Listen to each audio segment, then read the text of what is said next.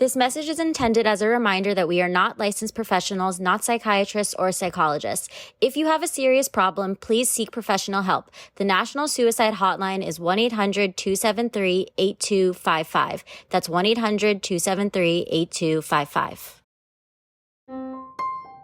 There's some damsels in the DM. Yes, queen. Tell us what's the vibe. There's some damsels in the DM. Please tell us what's the vibe. DMs, yeah we see them, yeah we read them. DMs, we don't need them, we just leave them. Please. Yeah. It's going down in the DMs. Bye. Hello and welcome to another episode of Damsels in the DMs. I'm Lauren. And I'm Alejandro. And today we are fortunate to be interviewing Jocelyn Glenn, producer and certified sexpert. Jocelyn, how are you? I'm doing very well. Thank you both for inviting me. I wish everybody was able to see your makeup and your look right now. Because honestly, you are an icon. I know. Feel like people should be embodying what you got going on. I know it too. It's like beforehand, I'm like, Alejandro's going to come on here. He's going to look so good. And I'm just not going to put in any work. But What's funny is that I was really just scrambling for about 15 to 20 minutes being like, well, how am I going to like present my makeup? How am I going to do this? Because prior to recording today's episode, I was actually with Jocelyn at a Latinx screenwriting / filmmaker networking event out in Highland Park. It was so much fun. Jocelyn, I mean, do you want to share your experience? No, go fuck yourself. No, I'm kidding. Yeah. No, I'm kidding. It was so fun seeing people again, connecting with writers that I've been following already and seeing their actual height, their actual face, lower half of the face and their actual body types, and connecting with, oh my goodness, so many new people. I'm an introvert and I kind of surprised myself with how engaged I was with everybody. My energy is just sucked by all of the social vampires out there. I'm going to leave at this time and make this excuse. That's usually the case, but I just kept going and more people kept coming, as you can attest, right? It was a slow start, but people kept coming in and we had like an after party, so to speak. And Alejandro and we just came back from that and we had some delicious grub over there. So amazing. So cool. Can you guys tell us a little bit about the project you worked on together? I believe it's El Marihuano. Yes. And we heard a little bit about it when you told us like right after filming, and it sounded super exciting, but I'd love to know like how you met and what both of your work was on it. Absolutely. So I feel like I had already been following Alejandro. I think I'd seen his name passed around and I thought, okay, well, obviously I'm completely for following anybody that's queer and Latinx, but we also went through an audition process. So essentially the director, Andy Cervantes, and I were looking for both of the main characters, Juan and Billy. And we were surprised with the turnout that there were people that actually believed in this project and actually wanted to come out and audition and share their talents with us. And Alejandro was one of the best candidates that we had. Of course he was. Of course, right? Duh. Didn't have to tell me. And he's getting it, right? He's in the acting class. And I think that's just, people are recognizing it slowly but surely, but he's got a lot of talent. And it was really apparent to us, Andy, the director / writer, and I, we were so in sync with our decisions. As soon as every person came in to audition, we looked at each other and we said very few words. It was as if we were reading each other's minds. And it was a unanimous yes when we saw Alejandro each time. He came in so prepared, so gay, so ready. And the last time we asked him to read as both characters, and it really solidified him as the role of Billy. So let me give some context to what the film is. So El Marihuano is a short film based in Northeast LA, where there are two queer Chicano best friends, Juan and Billy. Juan is the neighborhood pothead. Billy is Juan's long-term friend or longtime friend who has a little bit more structure in his life, who did college, who's entered white dominant institutions, but he's between both worlds of his community, but also like the white dominant community. He's an interesting character, and he's really grounded by Juan, played by Danny Marquez, who you guys can also go out and support. Amazing actor, amazing talent, writer as well. Absolutely. And you guys were you had such chemistry when you came in for the last audition together and you read together. We knew that you two had to be involved in the project in some way. So I don't know if you want to add to that, Alejandro, but that's basically how we met. I remember actually coming onto the note of your existence when we did it was like a talent networking thing through Disney. I remember catching your name and I remember wanting to catch you on social media. So then I was like not creepily searching Instagram, but I was definitely like, this person I need to follow and I Whenever will it's stay not creepily, then you know it is creepily. But so I was trying to like, those who I was able to take note of their full names during the meeting, because you know how information is just passed so quickly. I was like, if I can take note of the name and at least like find them on Instagram, let me like make a connection, follow, and like, we'll see where it goes. And it was through that and one of your stories, I think, that I found out about the call for actors. That's kind of how it led me in contact with you. And I love that the way you describe it is that you like heard of Alejandro's name being passed around, because I worked with Alejandro on his first filmmaking debut. And it just makes me so happy to see like the culmination of that and where he is now and him going on this filmmaking journey. It's exciting. It's exciting to not only work with talented individuals like the both of you, but also to connect with other individuals who are as equally passionate about storytelling as we are at events that we were just at. But enough about networking. Our focus today is Jocelyn Glenn. Please tell us a little bit about you and your career as a sexpert, a sex educator. Why were you inspired to take that career path? I will start from like a pretty broad lens. I feel like a lot of trans people, I am a trans woman, and I think that a lot of trans people from a really young age are so curious about, I think like social norms, gender norms, because we find ourselves at so many like forks in the road where we think we feel like we're so divided between our friends who are probably whatever gender we identify as, and everybody else who's saying what we're doing is weird and wrong. So I've always been so interested in like gender relations and whatnot. I don't think it was until probably college where I thought, okay, well, this is something I can take to another level. So I started taking, actually I learned about certain school or means of, getting a certificate, because I looked this up for hours. I'm a night owl, so I was doing this in the middle of the night and I'm like, So okay, well, I'm interested in this. So there's the American Association of Sexuality Educators, Counselors, and I think therapists. And there's like an international one that you can kind of get certified through. And that just requires taking some classes. I had already taken a few classes at my alma mater, UCLA, and I essentially elected to use some of the courses I'd taken there and satisfied some credits. And so I was already kind of like ahead of the curve in a way. You also have to do training. So what I would do is I would go to certain schools, certain workplaces, and I would provide training on like gender and sexuality 101. I think a lot of workplaces, I think they value little by little diversity and inclusion. So especially when there are more LGBTQ plus people feeling more comfortable to come out in their workplaces. I went to a lot of places and I fulfilled my hours despite going to schools and whatnot. And it's kind of a rough thing, but you realize that kids and adults alike are just as curious too. Mm-hmm. They're asking somewhat the same questions. And I thought that was one of the most interesting things. Kids and adults alike asking the same questions. The fact that there's a trans person right in front of them that's presenting this to them. I'm so used to people asking me some of the most like invasive things in private. When Alejandro and I were at the event, I told somebody, hey, I'm trans. And then they pulled me aside and they asked me some really uncomfortable questions that I'm used to. But when they're in a group setting, they ask some interesting, like broader questions. And then maybe after the event, they may ask me like more personal questions like, oh, there's some like yellow discharge that's coming out of me Like, what do I do with that? And then directing them to the proper like places, maybe check out a clinic, so on and so forth. So long and the short of it is I got my certification from AA Sect, and the rest is kind of history. Wow. So how do you pivot from trying to be consoling to the person who's asking for your advice in that moment, but then also like kind of create that boundary of how do you navigate a situation like that? I think it's important to set boundaries.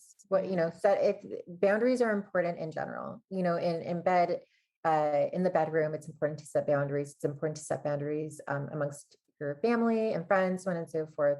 So just saying, hey, that makes me feel uncomfortable, but I'm pretty sure you can find a transgender YouTuber who will have no problem answering that, and that's their platform. They get to do whatever they want. They're already discussing it. But for the most part, actually, I am very open. I'm an open book, but I know if I'm getting the same questions, it's coming out of not just curiosity, but like sexual curiosity. Trans women are, no doubt about it, we're very fetishized. And so some people, I may be the first person that they know of that's trans that they're talking to. And I say that of because some people may have walked across or been in the bathroom with a trans person and they probably didn't know, because why the fuck should you? Yeah. But I'm the first one that they're talking to, and they feel like they can go so unfiltered with me. And again, I have to just limit it to certain things. If I know that like they're only asking certain questions, say, for example, it's usually genitalia related, I say, okay, well, would you ask that to your grandma, or so on and so forth? It's a really tricky issue. I know that I have to also protect myself a lot too. More often than not, I feel safe enough to answer certain questions about maybe my sex life. I think also one of the most frequent questions I get asked is like, how do you have sex? Which is, Oh my God. like, yeah, it's such a basic thing, but also like, how the fuck do you have sex? You're probably doing it wrong. Yeah. You're probably not pleasing your partner. And that's something that you need to address with your partner and or with your therapist and or with your medical provider. Yeah, we need to stop treating trans people like they're these aliens, or like they're different than anybody else. Exactly. I completely agree with that. I was just curious, how do you navigate that sort of what seems like a careful line with privacy with the relationships that you have with your clients and navigating them through these transitions? I try to address people at a human level. That first and foremost, I try to configure like where they're coming from when asking that question, or where they're coming from in general, right? Maybe this person didn't have, I'm sorry if you're hearing dogs in the background, that's my neighbor.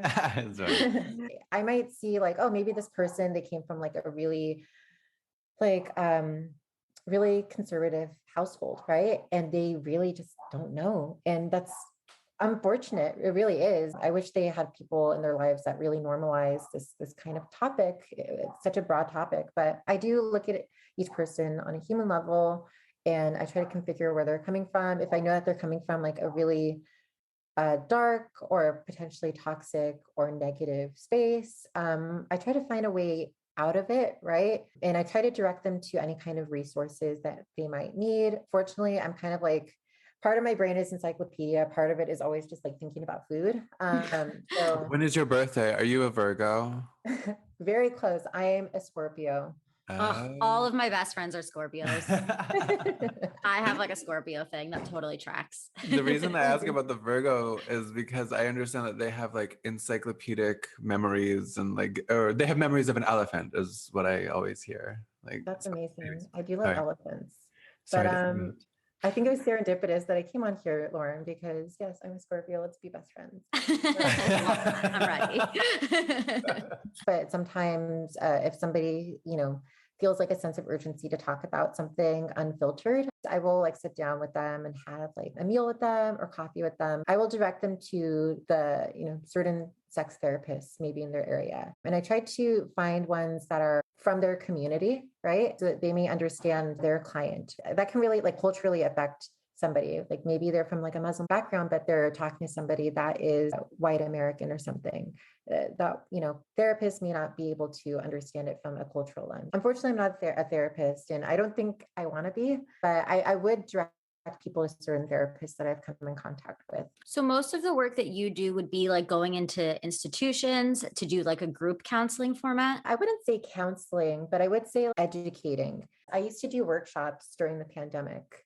And that's where we can go into breakout rooms and have discussions, or, they can come into my office hours, so to speak, because I had so much free time, like that was a good opportunity for me during a good chunk of 2020, and part of 2021 was essentially breaking it down into certain groups.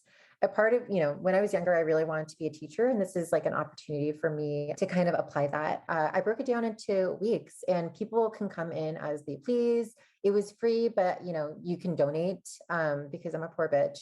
You can donate as you would like. And some people are really generous. I broke it down into like some simple things. So like anatomy, that's one place to start. But I also try to make my classes like comprehensive and inclusive. If you look at any like sexuality based book or something, like it's within a binary. They're still defining things in terms of like, oh, this is a female part, this is a male part. I like to think that like parts don't have a gender, because they don't, like a penis does not have a gender, because only humans have gender, so to speak, and other species. A certain part is only a part of you. And so I try to in my classes say that, like a certain part does not have a gender. It's like saying an arm has a gender. That's like so fucking weird, right?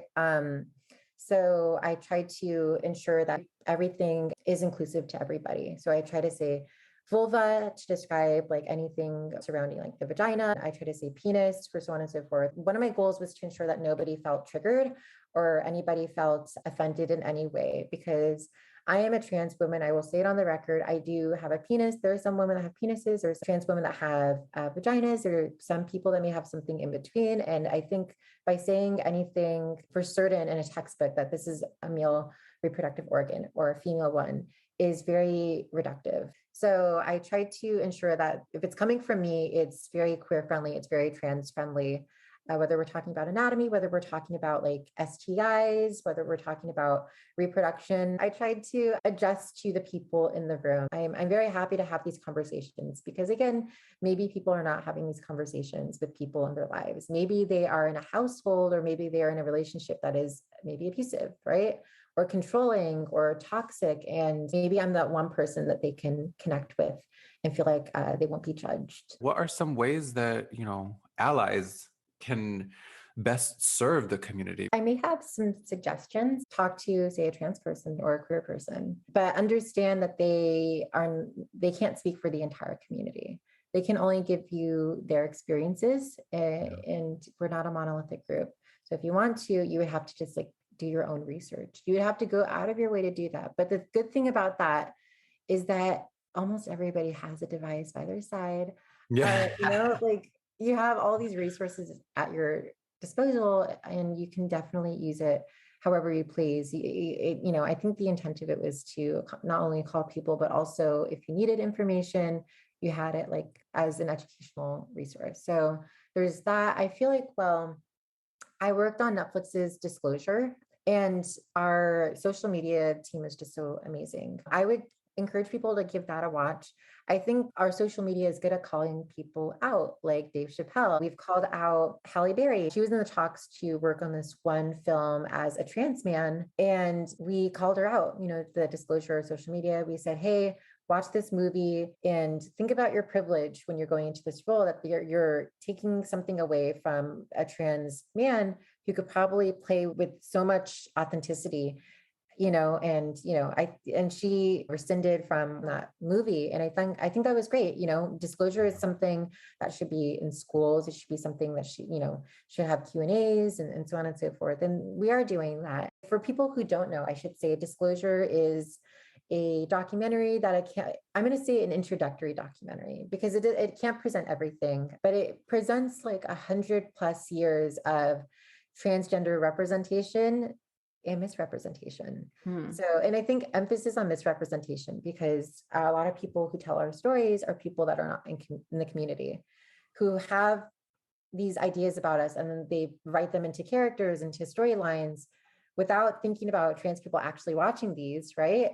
And we become the plot twist at the end of a season. Like I know at the end of season 1 of Ugly Betty, Rachel or something, right? She came out as, her character came out as like a trans woman. And that was ahead of its time in 2006, right? But she wasn't played by a trans actress, a character to be feared. and we still kind of are. When people see in a movie that like maybe the trans character, like the gender deviant person, like Norman in Psycho, he may not be a trans person, but he is performing a gender. He is performing his into his mother in a sense.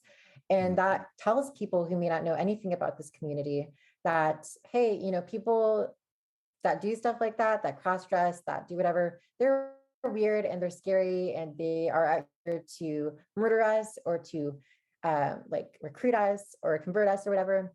And then that's how a lot of trans women are murdered, especially Black trans women. So it's really unfortunate. But I think having an introductory conversation with disclosure, it teaches you to think about this community a little bit more compassionately, because 80% of people, according to GLAAD, they don't know a trans person. So what we understand about trans people comes from the media. What's coming from the media is vastly far from, you know, any, you know, depiction of a real trans person. Then you are walking away from a show with just miseducation. Get it from Disclosure, which was directed by a trans man and who ensured that there were trans people on set. Like most of the people on set were trans people. So that's very unprecedented, and also kind of shows the entertainment industry that like, hey, a movie can be made by trans people and be successful and be on a global streaming platform. And, you know, it can have trans people on the set and, you know, still be great. By the way, also go hire these people because they made this movie possible. So Right.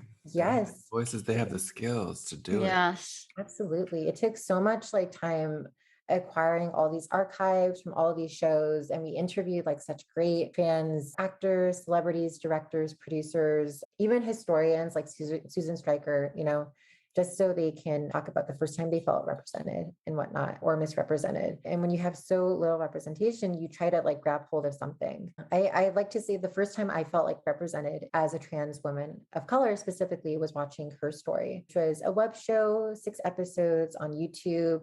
And it was made by queer and trans women. And I felt represented by Angelica Ross. This was the first time that I saw her in something. And I thought, oh, wow, she's Black, she's trans, she's like a lawyer, she's respected, and she's dating this man who doesn't know that she's trans yet. And you know, he's still attracted to her, right? And I'm gonna spoil it, unfortunately, but for anybody that wants to watch it, but he finds out because it gets out there in the newspaper that she's trans and or something, and how that's affecting her client that she's representing. And he calls her up and he's like, hey, we need to talk. And she's scared, right? Like, and rightfully so. They meet up in a public park for probably for her safety.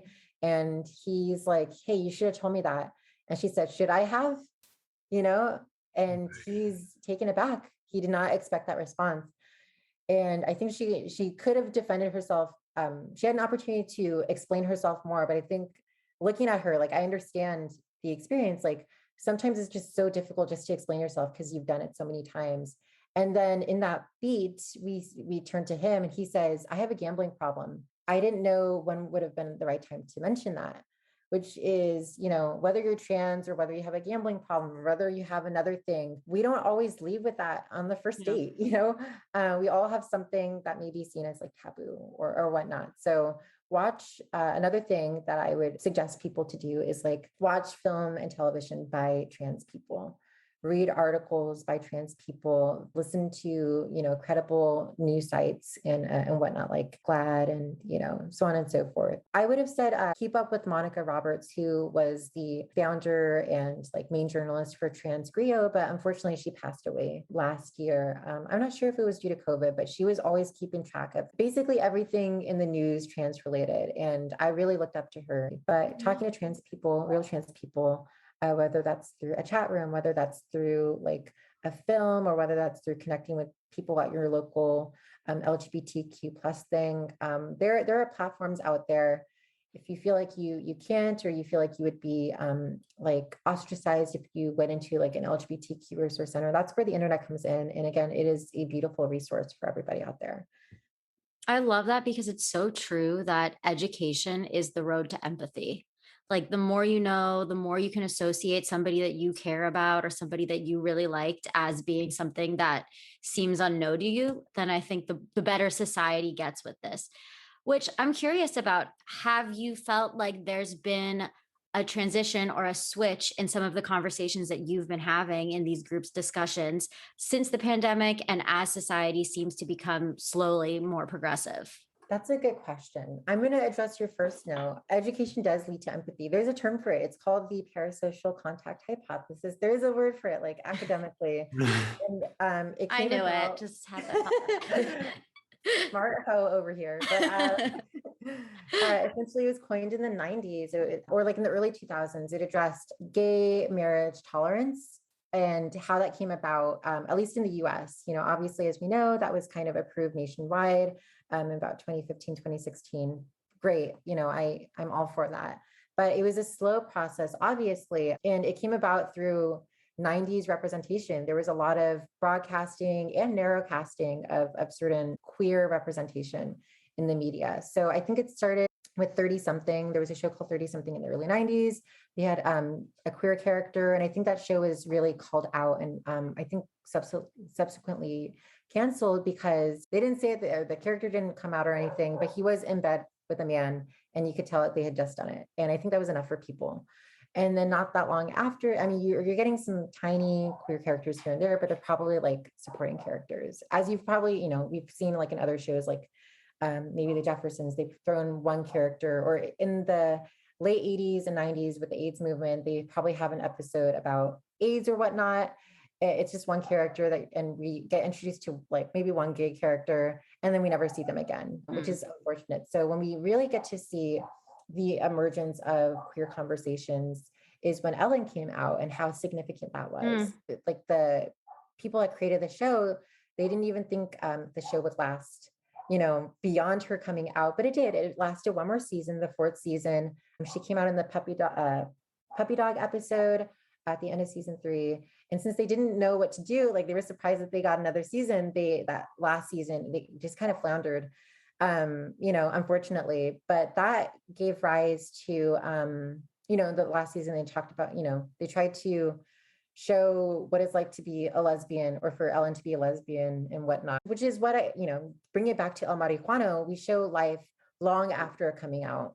Yeah, we do, like maybe 10 plus years after that, because we were so focused on coming out narratives, with Will Simon or whatnot, which is one of the first mainstream kind of like coming out of main characters, that we hardly ever discuss characters that are queer and have probably come out a whole long time ago. They're just living their lives, whatever that may look like. also dealing with universal themes like having access to healthcare that's going to allow them to get access to a therapist. Something that I think allies forget about all the time, as members of the LGBTQ community have to come out every day. Just like you were saying, today you had to answer uncomfortable questions. It's not just this one time, and maybe you do have that one big moment, but we forget that it's something that the LGBTQ community has to deal with and disclose all the time.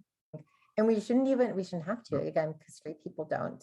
Right. And I'm so lucky that we've kind of, Alejandro and I, when we were at the after party, we kind of, just by chance, I think all of the queer screenwriters that were there, they kind of just sat down at the same table and found each other. And that was so amazing. But I think we're lucky to be sharing stories like these because of, say, Ellen, and that gave rise to Will and Grace. And I think with the parasocial contact hypothesis is like with Will and Grace coming out, no pun intended, we were able to see through statistics that there were more and more people that were coming to accept gay marriage, because they saw it on not only on a major network, but with characters that were predominantly queer.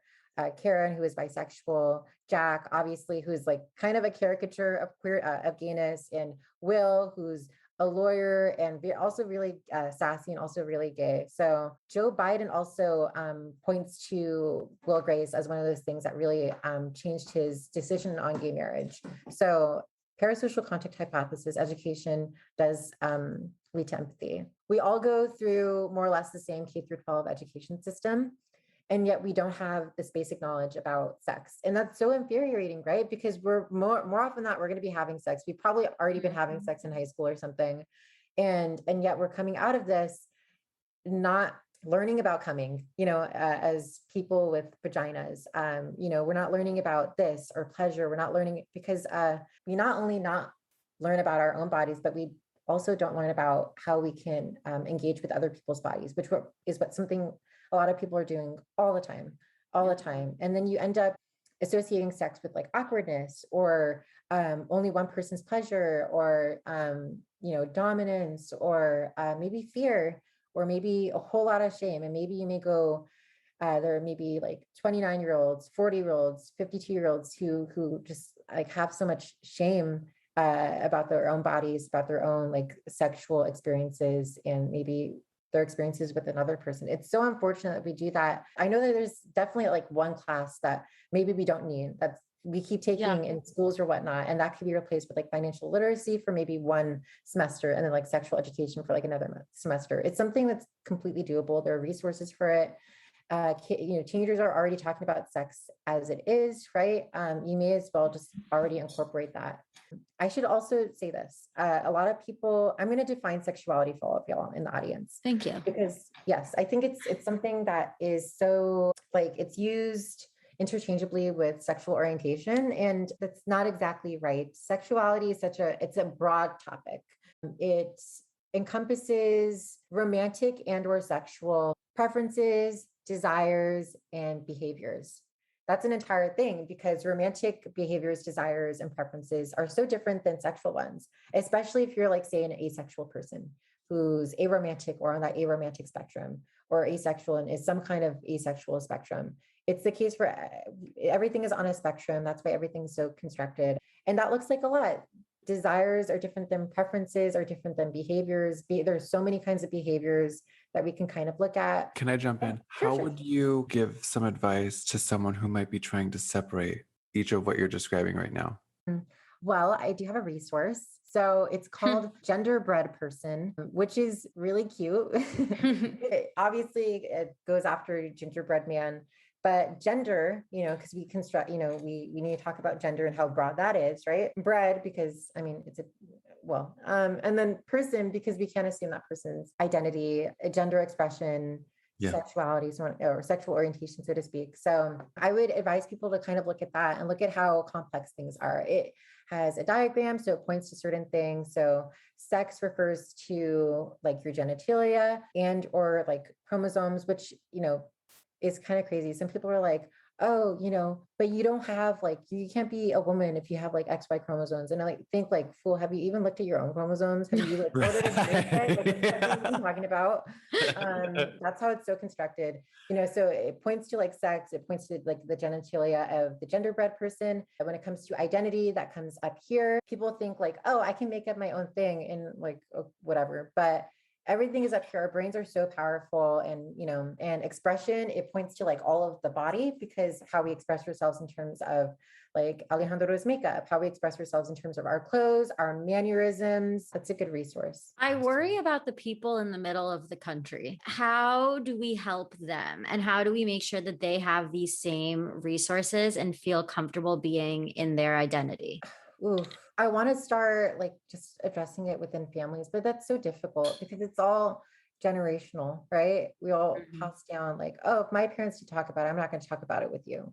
I think at some point Tumblr helped a lot of people come out. It's really interesting, but using again the internet as a platform, there's lots of movies out and shows out there that show like all kinds of facets of queerness. You kind of have to look at it and kind of see like, oh, is that something I'm interested in? A lot of people like to use the thing, like some people say to like gay people and lesbians, like, oh, you don't know unless you try it with another person, or you try it like with a woman or with a man, and then you'll know that you're straight or something. And sometimes it's not simple. So that simple. Sometimes it is that simple. We're experimenting, whatever feels comfortable for you. And you have to kind of discern like, oh, does this feel comfortable because I've never done this before? And, or does this feel comfortable because it doesn't feel right? It's such a strange thing to kind of process, especially if you don't know anybody in your community, in your neighborhood that identifies as any of these things. It can get really scary, especially if your parents are saying, oh, don't talk to that old man. He's a child molester. and they may only mean like he's just a gay man. He may have never molested somebody in his life, but your priest might. I don't know. I want to ask Alejandro. Like, I feel like I can't adequately answer that question. It's so broad. How do you feel like some people can kind of come into their identities? When I came out at the age that I did, I wasn't surrounded by a community where I felt like it was possible to come into my own at the time that I was very much in the Midwest in my teenage years. So it was a very challenging time frame. I think one of the pieces of advice that I would give in order to really, I guess, come to terms with one's identity is just listening to what that voice inside, the whisper inside. Yeah, I want to bring it back to Oprah. There's a great podcast episode on, the whispers that exist within us, where it's just like we really have to pay attention to those, as annoying as they may be. The louder they can get and the more persistent that they can articulate a particular message, there's a reason that's coming into our neural pathways. There's a reason that we should be hearing, the clamoring of the pots and pans as those messages are being given to us. I guess the only piece of advice that I can give is just like, it doesn't matter where you are. Like, you just have to trust yourself and know that like what you're doing is right for you. Well, I think our letter writer today could use some clamoring of the pots and pans and positive rewards. We have Dear Damsels. I'd like to start off by saying I started and deleted this letter multiple times. I would also like to say that I am appreciative that this podcast is not just geared toward heterosexual relationships, and particularly grateful for Alejandro's perspective and calm wisdom. Okay, thank you, listener. Don't. I have been with my partner going on 3 years, and lately I have begun to explore more of a gender fluid identity. I had always felt I had exhibited more of a feminine side, but felt apprehensive about exploring that until recently society, parentheses, and many of my friends, close parentheses, became more open about expressing themselves that way. In a way, I feel the most free and honest I have ever felt in my life. In another way, I also feel the most stifled by my relationships as ever. My boyfriend didn't want to date someone feminine, and my exploration of a gender identity has really freaked him out. He feels that although we connect on a soul level, we are now missing an attraction component with my exploration. Is it possible to make this work? And if I want to be with him, do I have to give up this new sense of freedom? Love always, personal or partner prisoner. I feel like this is not black or white. Well, first of all, I want to thank you for sharing that. You must have felt very vulnerable to have written this letter so many times and sent it out. I'd like to ask you, listener, what do you feel internally? And you've mentioned that you feel very like this is the most free you've ever felt in your life. And that's great. I'm going to say that there is a term in psychology, essentially it's called FO, field of eligibles.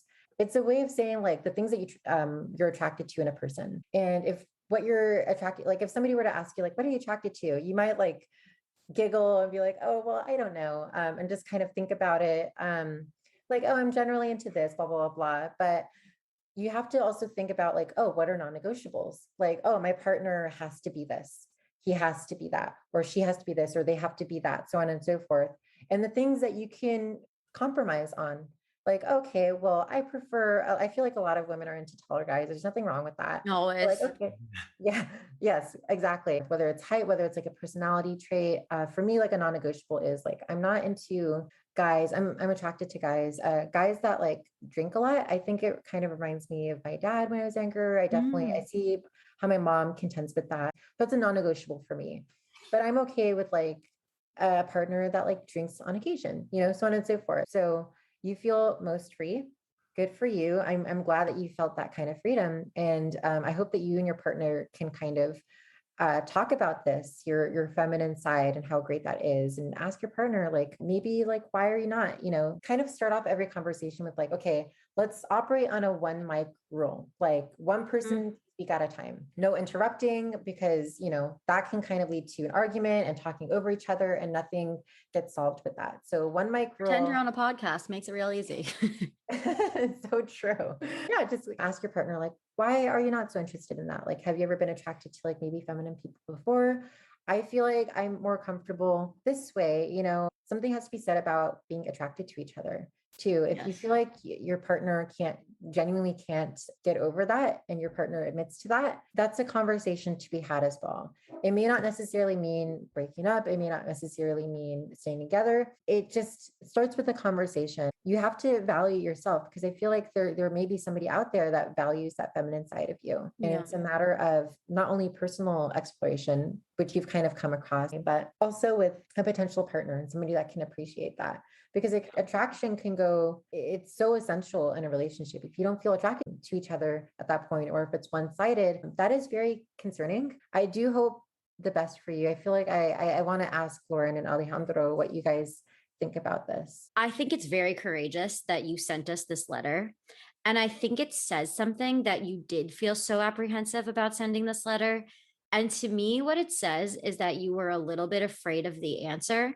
And sometimes you need somebody to give you a little push into a situation that's a hard decision to make. And I know that I've been there before, where there were things that I didn't want to hear, things that I knew my friends or family knew that I should be making a decision in a certain direction that I wasn't ready to hear. And so I didn't ask. But because you did decide to ask, I think you're nearing that point. I think that you are going through a situation where you know that this relationship is not going to work out for you long term, because you feel so free and confident in this newfound identity that you're discovering for yourself. I think that this partner is going to regret not supporting you in this identity, because I think that you're going to have this incredible confidence to you and this like beautiful aura that people are just naturally attracted to when people are comfortable with being themselves. So I think that it's going to be like this situation where you can no longer be with that partner anymore because they're not supporting you. And also because this new identity that you're shifting towards is so much more exciting than this relationship that you're leaving behind. And I think that that doesn't mean that it was a bad relationship. I think that relationships always serve purpose. And I think that this relationship was a stepping stone to get you to where you're going. But I think that you need to realize that you're going somewhere. And I don't know that you want to take somebody who doesn't support where you're going with you. I also want to draw attention to where it says, my boyfriend didn't want to date someone feminine, and my exploration of gender identity has really freaked him out. That part really stuck out to me when reading this letter, because it was just like, if the exploration of, rather than the testament of anything either way, if that alone was enough to like give the partner incentive to give a reaction that was super unsettling and ultimately not consoling for the person who's going through the journey, if that person's just a bystander, I feel like those are specific red flags that should be taken note of very seriously, moving forward, because I mean, no one wants to let in a source of energy that's not going to be supportive. Yeah, if the exploration enough is something that freaks them out, imagine you being your full self. And I'm sure your full self, when you get there, you're going to love it. Trust me. Yeah. But you're going back to your question, right? Do I have to give up this new sense of freedom? Everybody's entitled to their own freedom, their own self autonomy, their own self independence. If you feel like you have to compromise that for somebody that may not appreciate it or may not be attracted to it, like Lauren said, right? It may be time to consider leaving and to have your partner have the option as well. There's a certain choice to it. And if you feel like it's not going to be appreciated, it seems like you've made a choice. You've made your choice, and it's okay to stick with that, but also kind of hear about your partner. In any relationship, there is compromise, there's sacrifices to be made, but sacrificing your own sense of freedom, I can't imagine being in the closet for so long just to feel like you're hiding a part of yourself again. It must be scary to just kind of crawl back into that shell. When I was coming out, I don't think I really necessarily came out. I just kind of like did my thing and had people deal with me, which is also really scary. I may have looked tough while I was doing it, but I would have like routine haircuts like during certain times of year, like Easter, Thanksgiving, so on and so forth. And it was like Thanksgiving time. He was going to cut my hair and he was going to do it. I'm like, hey, don't do the top. I like my bangs, like they're long enough that they look like bangs and it makes me feel feminine. Like, don't do that.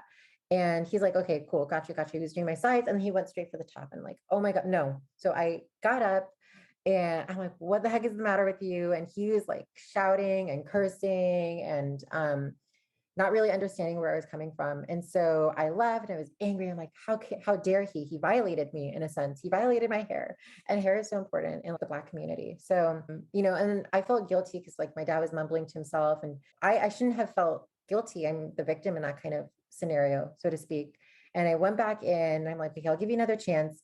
And I sat down and he went for my hair again. I'm like, nope, I'm done. I set a boundary. I'm growing it out. F and deal with it, And very similar thing with my sister, I'm really, really close to. She gave me a dress. She knew from like a really young age that I wanted to be a girl, and so she gave me a dress that I still have to this day. And it was the first time I kind of like tried it on without feeling judged by at least one person other than myself. And she's like, oh, it looks good on you. And I was going to go to a Friendsgiving with my friends at the local park. I was, I think, about 14 at the time. My dad's like, I'm not going to take you if you're going to look ridiculous like that. And I'm like, oh my God. I try to argue with him and I'm like, okay, I'm going nowhere with this. And my point is, there's always another way. There is always another way where you're not compromising your own sense of freedom, but you're also, letting other people kind of deal with you. And if they can't take it, then again, you kind of move on. So what I did, my solution at the time was I decided to wear the dress, but put boys' clothes over it. So when he was taking me, as he was taking me, we got closer, I took off the boys' clothes and I said, fuck you. And I walked out of the car. My way of coming out, so to speak, there are no real words I had to say like, oh, I'm trans or I'm whatever. But it was like, hey, I feel really comfortable wearing this dress, which at the time I'm like, I looked maybe trashy. Like my hair was like in between phases. I had straightened my hair like all my life. And it was just like, it didn't know what it wanted to do with itself. And I wore a dress and, I'd already gone so long in my life where I'm like, okay, I didn't. Maybe one time I wore my sister's prom dress in secret and she found out and she got super mad at me.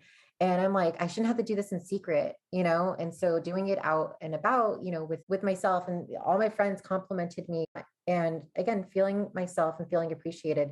It starts with yourself. If you feel like you adore yourself, you feel like you're getting into where you want to be in your identity, and you have your own self-appreciation, that's more than enough, right? To kind of give you the solution that you need. And if nobody else is going to do that, including the person that you've kind of invested your time, energy, money, and affection with, then, it may be worth having this person and maybe still in your life if they're able to still deal with, and you still have like this affection for each other and friendship, maybe still keep them in your life, but setting a boundary like, hey, this is me. If you're not attracted to me, that's cool.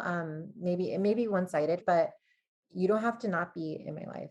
There's still something there. We did start off as friends or something, and we could still salvage something, but it's a matter of like, okay, you're not attracted to me anymore, but somebody else maybe. And healing from that. Also healing, I think that doesn't get enough attention, but healing from that, wallowing in kind of that loss, mourn from that loss, and then go out there and be feminine, your feminine self, the way that you feel, and embrace yourself. It's not worth hiding, especially if you're doing it so long. So going off of both of your points, I think that's something. Thank you for sharing this. It's such a difficult thing, but I mean, you've really entrusted Lauren and Alejandro to like, admit this, and that itself, like Lauren said, is an act of bravery. And if you're brave enough to write it out and feel invested enough to do that, then you're brave enough to be your true self as you're meant to be. Thank you so much for sharing your story and relating to them too. Absolutely. I will say one last thing about partners in this letter. I think that partners are people too, and they're allowed to be apprehensive about the decisions that their partner will make. I think the problem is when you see your partner enjoying something so much and finding some honest truth to themselves that you don't support them and you can't be happy for them. Because I think in a relationship, when you see your partner truly happy and enjoying something, that should just honestly and truthfully make you happy. And I'll share something personal. Brian, really, my boyfriend, for you don't know, the listeners have heard me talk about it too often, really did not want me to get a dog. It was the worst argument, and I'm not being dramatic, that we have ever had in our almost 6 years of dating. I was crying, so upset. I got the dog. Brian loves the dog now. And it's not just a testament to how much he loves the dog, but also to see how happy this dog makes me. That's because it was a situation that he was apprehensive about. I made the decision, regardless of his opinion, because that's what I do. And then he was able to see that happiness and be supportive, because that's what a healthy relationship does. So I think the break that I'm seeing from this letter writer is your partner is apprehensive, you made your decision, and they still did not support you, and they're still not happy for you. So that's what I think you need to look at and really address with yourself. And is this relationship worth it if they're not supporting you on something that makes you happy? We are all responsible for our own happiness, and we can invite or reject the outside influences that can either contribute to that happiness or be an obstacle. And it's a blessing that we all have individuals in our lives to support us along the way. It's a journey for us all. So it's fucking dope. This was such a beautiful conversation, though. Thank you so much for coming on. I feel like I could talk to you all day. Seriously. Oh my Thank you so goodness. much. Likewise, you guys have such like really attractive, soothing voices, but I think that makes sense because you guys have a podcast. So thank you for having me. One last thing, it's okay for attraction to die. Everything kind of like serves its purpose. Like Lauren said, you can go on to the next thing, but sometimes like you may have used up all of the resources in your relationship. I'm not going to say it's constructive, but sometimes it can die naturally. And that's perfectly fine. Love doesn't have to be one person, you know. We can love so many times. Child of divorce. So on a positive note, Jocelyn, tell us, where can our listeners follow you, keep up with your work? Please stalk me at funky.nerd, which is at funky.nurd. So you can find me there on IG, Twitter. I very rarely use, but you can find me on there. It is at funky, I think _NURD. And you can find me on Facebook. I don't have a TikTok yet. Let me see. I think that's kind of it. Or again, you can follow me in real life and I will call the cops on you and you will be arrested. Stop. No. But seriously, thank you so much for coming on and being so honest and truthful with our listeners. I know that this was such an important conversation. This is an amazing conversation. Thank you so much for your time and the willingness to come on. Seriously. Oh, just you're gold, you're platinum, you're diamond, darling. You're such a gem. Thank you so much. Thank you. All right, everyone. Well, thank you so much for tuning in to another episode of Damsels in the DMs. Until next time. Ernie, tell them. Just going down in the DMs. Bye. Bye. DMs, we don't need them. We just leave them. Please. Yeah. It's going down in the DMs. Bye.